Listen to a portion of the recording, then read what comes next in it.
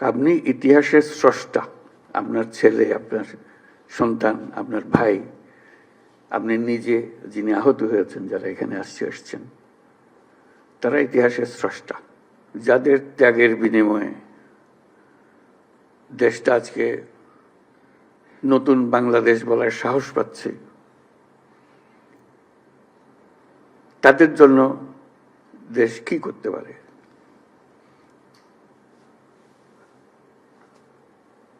তার যে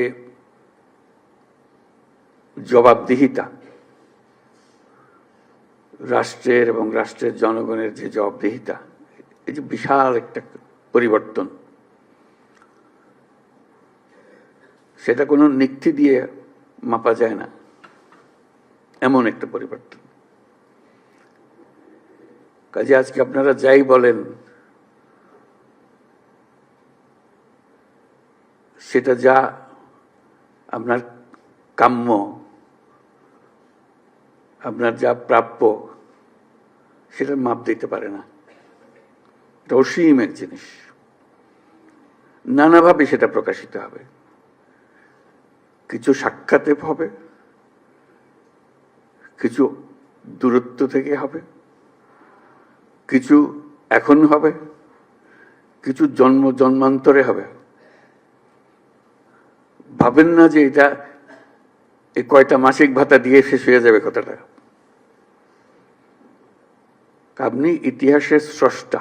আপনার ছেলে, আপনার সন্তান, আপনার ভাই, আপনি নিজে যিনি আহত হয়েছেন, যারা এখানে আসছেন, তারা ইতিহাসের স্রষ্টা।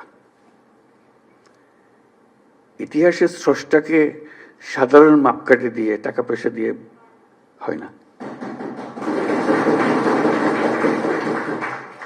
যে জাতি ইতিহাসকে স্মরণ করতে পারে না, সে জাতির ভবিষ্যৎ নেই। আপনারা হলেন সেই জ্বলন্ত জীবন্ত ইতিহাস।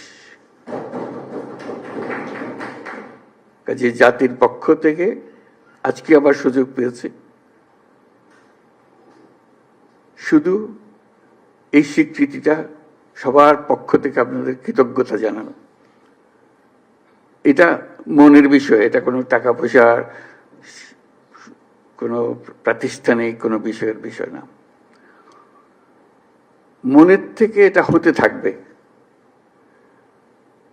যদি আমরা যে বাংলাদেশ, নতুন বাংলাদেশ হিসেবে তৈরি করলাম, সেটা সেভাবে রাখতে পারি। আপনারা এনে দিয়েছেন, আমরা রাখতে পারবো কি? সেটা তো একটা প্রশ্ন। এটা হেলায় ফেলে দিলে হবে না। মনে করছে এনে দিয়েছেন, এটা হয়ে গেছে, হয়ে যায় নাই।